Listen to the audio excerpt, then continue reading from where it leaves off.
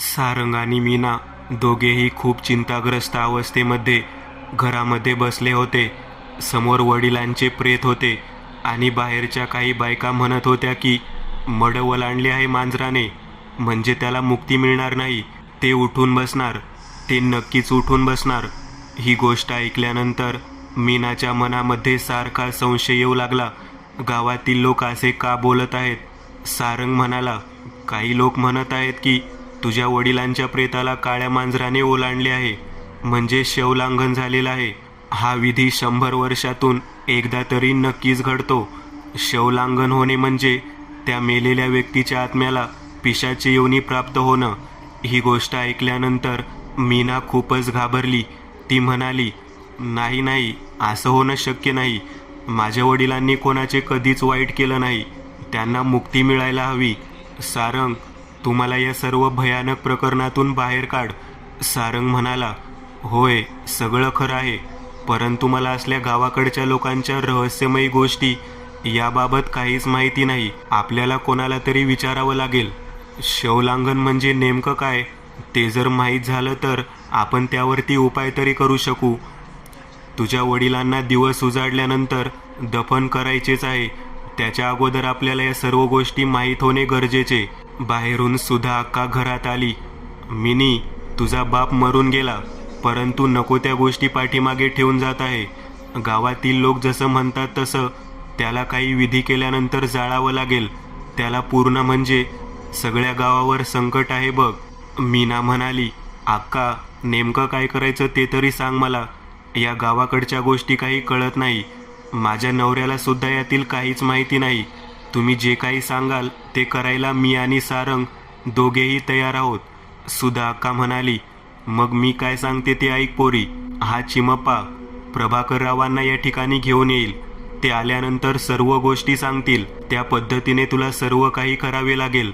आणि मला वाटत नाही की उद्या सकाळी तुझ्या वडिलांचा अंत्यविधी होईल. हा अंत्यविधी कमीत कमी 8 दिवस तरी होणार नाही. कारण माझी आजी सांगत होती, या अगोदर या गावामध्ये एक मंदाबाई म्हणायची स्त्री होती. तिच्याही बाबतीत शवलांघनाचा विधी घडला होता. तिच्यासुद्धा पायाला 6 बोटं होती. तिचा मृत्यूसुद्धा ग्रहणाच्या मध्यरात्री झालेला होता, परंतु तिच्या बाबतीत कोणताही शवलांघनाचा विधी कोणीच पूर्ण केलेला नव्हता. तिचे प्रेत पुरले आणि तेव्हापासूनच ते स्थान एक रहस्यमयी वस्ती होऊन बसले. तेव्हापासून तिची राहण्याची जागा आणि तो परिसर एक भेसूर आणि भयानक वस्ती म्हणून प्रसिद्ध आहे. अक्का, मला यातील काहीच कळत नाही. माझ्या वडिलांच्या अंत्यविधीसाठी असे काही करावे लागेल याची मला काहीच माहिती नाही. तू जे सांगत आहेस ती गोष्ट सुद्धा मला खूप वेगळी वाटत आहे. तेवढ्यात सुधा अक्का म्हणाली, चिमाप्पा प्रभाकररावांना घेऊन येईल, तेव्हा तुला कळेल की नेमके काय घडले आहे तुझ्या वडिलांच्या बाबतीत. रवी किती चांगला व्यक्ती, परंतु मला वाटलं नव्हतं त्याच्या मरणानंतर असं काही घडेल. सारंग म्हणाला, नेमकं काय घडलं आहे आणि यावरती उपाय काय करायचा? या सर्व गोष्टी ज्या व्यक्तीकडून माहीत होणार आहेत त्यांना बोलून आणा. चिमप्पा कोण आहे त्यांना पाठवा आणि प्रभाकर आजोबांना या ठिकाणी घेऊन या. जर यातून बरेच काही चांगले होणार असेल तर आपण तेवढे दिवस अंत्यविधी न करता प्रेताला जतन करून ठेवू. सारंगने या गोष्टीला मान्यता दिल्यानंतर सुधा अक्काहीने चिमप्पाला बोलावून घेतले आणि सांगितले, प्रभाकरराव, आजोबा यांना या ठिकाणी बोलावून आण आणि सांग 100 वर्षानंतर शवलांघन झालं आहे. त्यांना एवढं सांगितल्यावर ते लगेचच धावत या ठिकाणी पोहोचतील. चिमप्पा पावसामध्ये वाट काढत काढत प्रभाकर आजोबांच्या घराच्या दिशेने निघाला.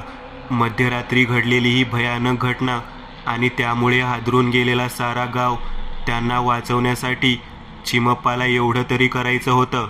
तो काही वेळामध्येच प्रभाकर आजोबांना त्या ठिकाणी घेऊन आला. एक वृद्ध वयाचा 100 गाठलेला म्हातारा व्यक्ती, परंतु चालताना रुबाब आणि ताठपणा होता. तो त्या ठिकाणी आल्यानंतर आजूबाजूच्या भागातील सर्व लोक त्या ठिकाणी जमा झाले. प्रभाकरराव आले, आता गावाला कोणती चिंता नाही, अशा प्रकारची लोकांची बडबड सुरू झाली. प्रभाकरराव त्या ठिकाणी आल्यानंतर त्यांचे पांढरे शुभ्र वस्त्र, कपाळावरती असलेला गंध पाहून हा व्यक्ती अत्यंत धार्मिक वृत्तीचा वाटत होता. त्यांनी समोर असलेल्या प्रेताला पाहिले. रवी याच्या वाट्याला काय आले आहे, त्याच्या घरातील व्यक्ती कोण आहेत? तेव्हा मीना समोर आली. ती म्हणाली, मी यांची मुलगी. प्रभाकर म्हणाले, देवा, या पोरीच्या वाट्याला काय आणून ठेवलंस तू? मुलगा असता तर खूप छान झाला असतं, काही त्रास तरी नसता झाला, परंतु ही तर पोरगी आहे. मला वाटत नाही पुढचा विधी व्यवस्थित पार पडेल. मला वाटतं नंदाबाईची जशी वस्ती होती तशी रवी आप्पा घरसुद्धा भयानक वस्तीमध्ये बदलणार. त्याच वेळेला सारंग पुढे आला. तो म्हणाला, मी यांचा जावई आहे, मी या कामात काही मदत करू शकतो का? तेव्हा प्रभाकरराव म्हणाले, पोरा, तुझा आणि या व्यक्तीचा रक्तसंबंध नाही, या मुलीशीच रक्तसंबंध आहे आणि तिलाच विधी पार पाडावा लागेल. आणि तो विधी म्हणजे साधीसुधी गोष्ट नाही. आजपर्यंत हा विधी कोणीच केलेला नाही. 100 वर्षाच्या इतिहासात हे पहिल्यांदाच घडलेले आहे. या अगोदर एकदा घडले होते आणि त्याचा विधी पूर्ण न झाल्याने तो आत्मा अजूनही खिशात असते, म्हणून या भागामध्ये भटकत आहे. आपल्याला जो उपाय करायचा आहे तो त्या वस्तीवरती गेल्यानंतरच पूर्ण होणार आहे. त्या ठिकाणीच एक रहस्यमयी झाड आहे ज्याची फळं आपल्याला या विधीसाठी लागणार आहेत. आणि ते झाड त्या भयानक पिशाच्या आत्म्याचं आहे. तिच्याकडून तिच्या घरात जाऊन त्या वस्तीवरती जाऊन ते फळ घेऊन येणं एवढी साधी सोपी गोष्ट नाही. त्यात ही मुलगी आहे, हे एवढे मोठे धाडस करू शकणार नाही. त्याच वेळेला मीना प्रभाकर आजोबांच्या समोर येऊन म्हणाली, माझ्या वडिलांच्या आत्म्याला जर मुक्ती मिळणार असेल तर मी कोणतेही कार्य करायला तयार आहे. तुम्ही केवळ मला विधी सांगावा. काय आणायचे आहे, कुठून आणायचे आहे आणि त्याचे महत्त्व काय आहे ते मला पटवून द्या. मी ते कार्य करण्यासाठी तयार आहे. प्रभाकर आजोबा बोलू लागले. ते म्हणाले, पोरी, तुझ्या घरामध्ये तुझे वडील मृत्यू पावल्यानंतर त्यांचे प्रेत या ठिकाणी मांडी घालून झोपण्यात आलेले होते. त्याच वेळेला एक काळं मांजर त्या ठिकाणी आले आणि अंत्यविधीच्या अगोदर त्याने ते प्रेत ओलांडले. म्हणजेच शवलांघनाचा विधी या ठिकाणी घडला. ही घटना जेव्हा घडते तेव्हा मृत व्यक्तीचे प्रेत उठून बसते असा समज आहे, परंतु प्रत्यक्षात प्रेत हे उठून बसत नाही. त्या व्यक्तीला अंत्यविधीनंतर सुद्धा मुक्ती मिळत नाही असे सांगितलेले आहे. तो व्यक्तीसुद्धा एक विशिष्ट पद्धतीचा असतो. जसे तुझे वडील रवी हे 6 बोट असणारी व्यक्ती आहेत. त्यांचा जन्म आश्लेषा नक्षत्रावरती झालेला आहे. आणि दुसरी गोष्ट म्हणजे त्यांचा मृत्यू ग्रहणमध्ये झाल्यानंतर घडलेला आहे. आणि त्याच वेळेला काळ्या मांजराने शवलांघनाचा विधी पूर्ण केला आहे. या अगोदर या गावामध्ये मंदाबाई म्हणायच्या स्त्रीच्या बाबतीत ही घटना घडलेली आहे. तिला 100 वर्ष झाली. तिच्या वस्तीवरती तशीच आहे. तिच्या आत्म्याला मुक्ती मिळाली नाही. तिच्या बाबतीत सुद्धा 100 वर्षापूर्वी असेच ग्रहणाच्या दिवशी घडले होते. तेव्हा तिच्या बाजूला राहणाऱ्या लोकांनी हा विधी पूर्ण करायचा होता, परंतु कोणीच पूर्ण केला नाही. आणि आज 100 वर्ष होऊन गेले तरी मंदाबाईची वस्ती ही एक भयानक वस्ती म्हणून प्रसिद्ध आहे. पोरी, त्या ठिकाणी गेल्यानंतरच एक फळ मिळेल. ते फळ घेऊन आल्यानंतर तुझ्या वडिलांना मुक्त करण्याचा विधी मी पार पाडू शकतो. पण गोष्ट इतकी विचित्र आहे की तुला त्या ठिकाणी मध्यरात्री नग्न अवस्थेमध्ये जावे लागेल. माझ्या वडिलांना या पिशाची योनीतून जर मुक्ती मिळत असेल तर मी या विधीसाठी तयार आहे. मला कधी काय करावे लागेल तेवढे प्रभाकर आजोबा तुम्ही सांगा. प्रभाकर आजोबा म्हणाले, आता पहाटेची वेळ होत आलेली आहे. आज मध्यरात्री तुला त्या ठिकाणी जावे लागेल. तू तयार आहेस तर मग मी या ठिकाणीच बसून राहतो. बरोबर 10 वाजून गेल्यानंतर तुला त्या ठिकाणी जावे लागेल. विजा कडाडत होत्या. पावसाला सुरुवात झालेली होती. जेमतेम 10:30ची वेळ झालेली होती. इतक्यात लाईट सुद्धा गेली. मीना प्रभाकर आजोबांनी सांगितलेली गोष्ट आणण्यासाठी तयार झालेली होती. अंधारामध्ये त्या ठिकाणी जाणं ही गोष्ट साधी सोपी गोष्ट नव्हती. मंदाबाईची वस्ती जेवढी दिवसा प्रसन्न आणि सुंदर वाटत होती तेवढीच दिवस मावळल्यानंतर भयानक आणि रहस्यमय अशी वस्ती होती. मीनाच्या डोळ्यांमध्ये अश्रू येत होते. जणू काही ती घाबरत आहे असे प्रभाकर आजोबांना वाटत होते. प्रभाकर आजोबा म्हणाले, जे घडायचे ते घडून गेले पोरी, परंतु तुला तुझ्या बापाला मुक्ती जर मिळवून द्यायची असेल तर त्या ठिकाणी गेलेच पाहिजे. त्या वस्तीवरती एक लिंबाचे झाड आहे. त्या झाडाला विशिष्ट पद्धतीचे लिंबू लागते. त्याचा काळ्या विद्येमध्ये खूप चांगल्या प्रकारे उपयोग केला जातो. त्या लिंबाला एकधारेचे लिंबू म्हणतात. तुला तेथून एकूण 5 लिंब आणायचे आहेत. अगदी सहजरित्या त्या वस्तीवरती जाणं आणि लिंबू तोडून आणणं ही एवढी सोपी गोष्ट नाही. त्या रहस्यमयी वस्तीवरती एक अघोरी शक्ती राहते. ती म्हणजे खुद्द मंदाबाई, जिचे आयुष्य संपूर्णतः अघोरी कृत्य करण्यामध्ये गेलेले आहे. तिच्या सिद्धीमुळे तिला ते लिंबाचं झाड वरदानामध्ये मिळालेलं होतं. तिच्या रहस्यमयी मृत्यूनंतर ती वस्ती निर्मनुष्य वस्ती म्हणूनच प्रसिद्ध आहे. बरेच जण म्हणतात मंदाबाईचा फेरा आला, मंदाबाईचा फेरा आला. जो व्यक्ती पायाळू आहे आणि त्याच्या पायाला 6 बोटे आहेत, अशा व्यक्तीच्या मृत्यूनंतर एक विशिष्ट गोष्ट या गावामध्ये घडते. जी गोष्ट तुझ्या वडिलांच्या बाबतीत घडली. तुझे वडील रवी हे सर्वसामान्य व्यक्ती होते. यांनी कधीही अघोरी शक्तीचा नाद केला नाही किंवा अतिदेवधर्मसुद्धा केला नाही. परंतु एकंदर या सर्व घटनाक्रमामध्ये तुझा नवरा सारंग यांनी जे सांगितले त्यानुसार ग्रहणा दिवशी मृत्यू पावलेल्या तुझ्या वडिलांच्या प्रेताला मंदाबाई हिच्या वस्तीवरील काळ्या मांजराने शवलांघन केल्यामुळे ही दशा प्राप्त झालेली आहे. तुला सर्वप्रथम त्या ठिकाणी जावे लागेल.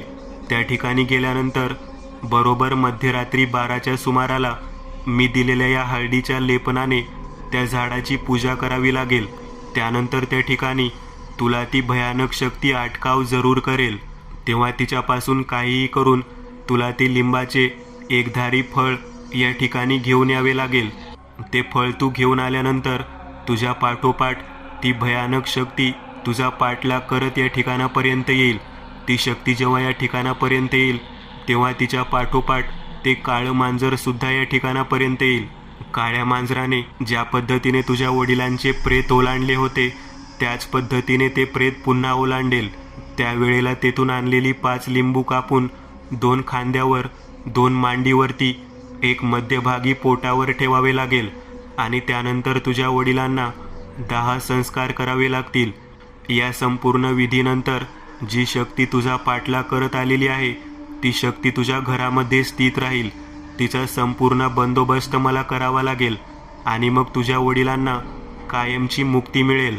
प्रभाकर आजोबांनी उपाय सांगितला होता. तो सहजासहजी होणारा नव्हता. एका भयानक अशा ठिकाणी, ज्या ठिकाणी 100 वर्षांमध्ये कोणतीही व्यक्ती प्रवेश करू शकली नाही, त्या ठिकाणी जायचे होते आणि त्या विधीसाठी मीना तयार झालेली होती. 10:30च्या वेळेला संततधार पाऊस सुरू होता आणि त्या पावसामध्येच मीना त्या भयानक वस्तीच्या दिशेने जाण्यासाठी निघाली. तिच्या पाठोपाठ तिचा नवरा सारंग हा सुद्धा होता. तो काही ठराविक अंतरापर्यंत तिच्याबरोबर जाऊ शकणार होता. मंदाबाईची वस्ती आल्यानंतर तिने आपल्या सर्वांगावरचे कपडे काढले आणि ती त्या वस्तीच्या आतमध्ये प्रवेश करू लागली. आजूबाजूला खूप दाट झाडी होती. त्या दाट झाडीमध्ये एक कौलारू, जुन्या काळातील अतिशय भयानक आणि भेसूर पद्धतीचे घर दिसत होतं. तिने त्या घराच्या आवारामध्ये, अंगणामध्ये प्रवेश केला. त्यावेळेला एक सैतानी शक्ती समोर घराच्या ओट्यावरती बसलेली दिसली. थोडा वेळ मीनाक्षी तिच्याकडे पाहत उभी राहिली. तेव्हा ते झाड नेमकं कोणत्या दिशेला आहे ते तिला शोधायचे होते. तेव्हा तुळशी वृंदावन पडलेल्या अवस्थेत तिला दिसले. तेव्हा त्याच्या पलीकडे उंच डेरेदार पद्धतीचे एक लिंबाचे झाड तिला दिसले. तिने त्या झाडाच्या दिशेने आपला मोर्चा वळवला. तेव्हा तिच्या समोर एखादी मुंगी चालत यावी अगदी त्या पद्धतीने हातावरती आणि पायावरती चालत येणारी एक भयानक स्त्री दिसू लागली. मीनाला पुरते समजले होते, ही स्त्री नसून ही पिशाच आहे आणि हिचेच नाव मंदाबाई आहे. तिला पाहताच ती भयानक स्त्री म्हणाली, 100 वर्षाच्या कैदेमध्ये सापडण्यासाठी आलेली आहेस का पोरी? तुला मुक्ती मिळणार नाही. ज्या कामासाठी आलेली आहेस ते काम साधे सोपे नाही. आज 100 वर्षानंतर कोणीतरी या वस्तीच्या आत, या घराच्या अंगणात प्रवेश करण्याचे धाडस केलेले आहे. नक्कीच तू जिगरबाज आणि धाडसी मुलगी आहेस. तू येथील लिंबू नेण्यासाठी आली आहेस ना? तू खुशाल लिंबू घेऊन जा. परंतु लक्षात ठेव, तुझा पाठलाग करत मी त्या ठिकाणापर्यंत येणार आहे. जेथे तू या लिंबाचा वापर करशील त्या व्यक्तीला या विधीतून मुक्ती मिळेल, परंतु मीही त्याबरोबर मुक्त होईन. स्वतःचे डोळे मिटून त्या भयानक व्यक्तीशी संवाद साधण्यासाठी मीना बोलू लागली. मी माझ्या वडिलांना मुक्ती देण्यासाठी या ठिकाणी आलेले आहे. हे फळ मला घेऊन जाऊ द्यावे. तुम्ही माझा पाठलाग करत आलात तरी चालेल. मी सर्व विधी पूर्ण करेन. तुम्हाला जर या भयानक त्रासातून मुक्ती मिळणार असेल तर ते सुद्धा मी करेन. माझ्यावरती विश्वास ठेवावा. मी माझ्या वडिलांची एकुलती एक मुलगी आहे आणि माझी इच्छा आहे की माझ्या वडिलांना शवलांघनाच्या शापातून मुक्ती मिळावी. तेव्हा आपल्या चेहऱ्यावरील केस बाजूला सारत मंदाबाई बोलू लागली. तुला जेवढे सोपे वाटते तेवढी ही गोष्ट नाही. मी सुद्धा अशाच पद्धतीने माझ्या घरातील माझ्या आईसाठी हे कृत्य केले होते. अशाच एका रुंजा नावाच्या भक्ताच्या वस्तीवरती मी जाऊन हे लिंबाचे झाड प्राप्त करून घेतले होते. याला एकधारी लिंबू येते आणि शवलांघनाच्या विधीमध्ये माझ्या सापडलेल्या आईला मुक्त करण्यासाठी मी अगदी अशाच पद्धतीने विधी पूर्ण केला होता. रुंजा भगत्याने माझ्यासोबत शरीर सुख घेण्याची इच्छा व्यक्त केली. माझ्या आईला लागलेल्या या भयानक शापामुळे मी ती इच्छा पूर्ण केली. माझे शरीर सुख उपभोगून ते लिंबाचे फळ घरी नेऊ दिले. तो माझ्या पाठीमागे आला आणि याच घरामध्ये मी माझ्या मातोश्रीला त्या भयानक शापातून मुक्ती मिळवून दिली. तो रुंजा सुद्धा इथेच मुक्त झाला, परंतु ते झाड, त्याची फांदी तो स्वतःच्या मुक्तीसाठी या ठिकाणी घेऊन आला होता. ती फांदी माझ्या दारात त्याने रोवली आणि माझेही 100 वर्षाकरता पिशाची योनीमध्ये संचारण सुरू झाले. पोरी, तुला वाटते तेवढी सोपी गोष्ट नाही. माझे आणि तुझ्या वडिलांचे पिशाची योनीतून संचारण मुक्ती मिळेल. शवलांघनाच्या विधीतून आम्ही दोघेही मुक्त होऊ, परंतु तुला मात्र यातून सुटका मिळणार नाही. माझ्या वडिलांना मुक्ती देणे हेच माझे सर्वोच्च काम आहे. जरी मला कोणत्याही पद्धतीने त्रास झाला तरी तो मी सहन करेन. मी एक विनंती करते, कृपया मला इथून हे लिंबू घेऊन जाऊ द्यावे. माझ्या या शरीराला जन्माला घालणारा माझा बाप 100 वर्षांसाठी तडफडत राहणार असेल तर मग माझ्या वडिलांप्रती मी केलेले पितृकर्म हे कोणते? माझ्या जीवनाचा अर्थ तरी काय? म्हणून मी हे कार्य करण्यासाठी तयार झाली आहे. आपल्या जीवनाची कोणतीही पर्वा न करता तू तुझ्या वडिलांसाठी हे कार्य करणार आहेस. ऐकल्यानंतर मला खूप बरे वाटले. माझ्या मृत्यूनंतर कोणीच अशा पद्धतीचा विधी केला नाही. मी 100 वर्षे तडफडत येतेच राहिले. पोरी, तू खरंच तुझ्या वडिलांच्या तुझ्या आयुष्याचे पांग फेडलेस. त्या मुलीच्या धाडसाचे कौतुक करत तिने तेथून तिला त्या लिंबाच्या झाडाची पूजा करण्याची परवानगी दिली. लिंबाच्या झाडाची पूजा करण्यासाठी प्रभाकर आजोबांनी दिलेले हळदीचे लेपन तिने त्या झाडाच्या खोडावरती लावले. तेथून तिने 5 ऐवजी 10 लिंब सोबत घेतली. ती तशीच लगबगीने चालत चालत आपल्या घराच्या दिशेने निघाली. ती घराकडे येत असताना गावातील सर्व लोक तेथून दूरवर धावत निघून गेली. घरामध्ये केवळ तिच्या वडिलांचे प्रेत होते आणि प्रभाकर आजोबा. बाकी एकही व्यक्ती त्या ठिकाणी उपस्थित नव्हता. अगदी तिचा नवरा सारंगसुद्धा गावकऱ्यांनी सांगितल्यामुळे दूरवर जाऊन उभारलेला होता. प्रभाकर आजोबांनी तिला घराघरात प्रवेश केलेले पाहिले आणि ती 5 लिंबू त्यांनी तिच्या हातातून स्वतःकडे मागून घेतली. ती 5ही लिंब स्वतःकडे मागून घेतल्यानंतर त्यांनी ती लिंब सर्वप्रथम उभी कापली आणि तिच्या वडिलांच्या 2 खांद्यावर, 2 मांडीवर आणि मध्यभागी पोटावरती ठेवली. त्यानंतर प्रभाकर आजोबा म्हणाले, अजून 5 लिंबू कशासाठी आणले आहेस?